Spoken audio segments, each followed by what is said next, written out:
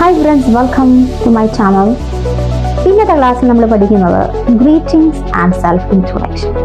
Greetings, കുറച്ച് അഭിവാദ്യങ്ങൾ നമുക്ക് പഠിക്കാം. നമ്മൾ പറയാറില്ലേ hi, hello, good morning, good evening, ഇതൊക്കെ ഗ്രീറ്റിംഗ്സ് ആണല്ലേ.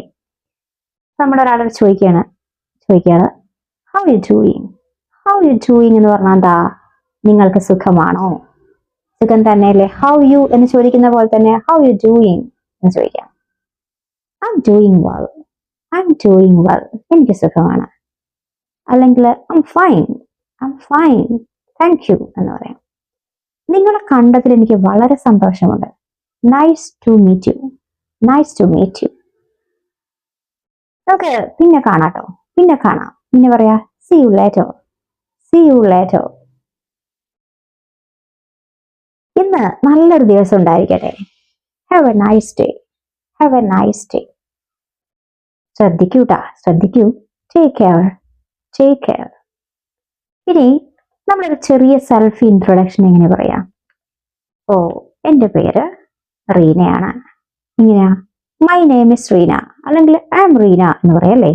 My name is Reena, I am Reena. എനിക്ക് ഒരു 25 വയസ്സുണ്ട്. എങ്ങനെ പറയാം?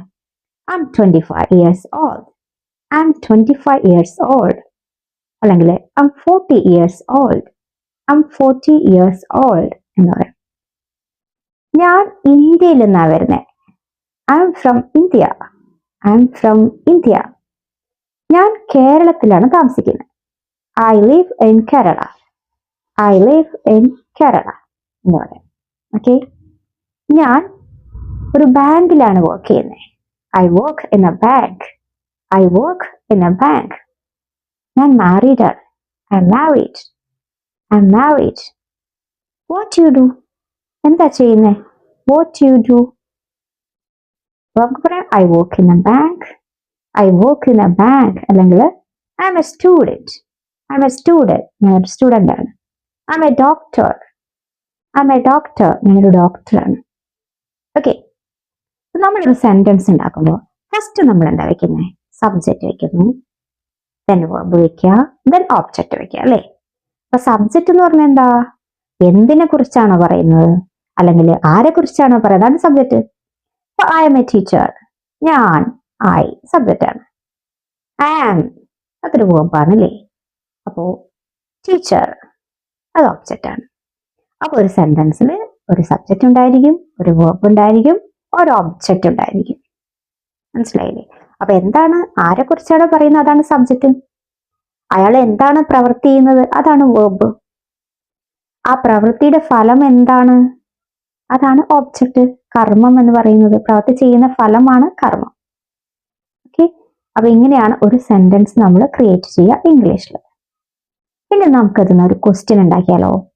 നീ എവിടുന്നാ വരുന്നേ? എവിടെ എന്നുള്ളതിന് വേർഡ് എന്നല്ലേ, വേർഡ്. അപ്പോ എവിടുന്നാ വരുന്നത്? Where are you from? നീ എവിടുന്നാ വരുന്നേ? Where are you from? നീ എവിടുന്നാണ് വരുന്നത്? ഓക്കെ. അപ്പൊ നമ്മൾ യുവിന്റെ കൂടെയുള്ള ആർ വയ്ക്കുന്നത്. Where are you from? നീ എവിടുന്നാ വരുന്നേ?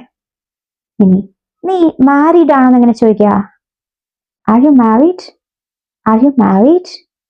നീ മാരീഡ് ആണോ? നീ എന്ത് ചെയ്യുന്നു? What you do?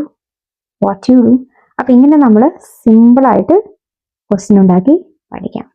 നന്നായിട്ട് പ്രാക്ടീസ് ചെയ്യുക. Thanks for watching.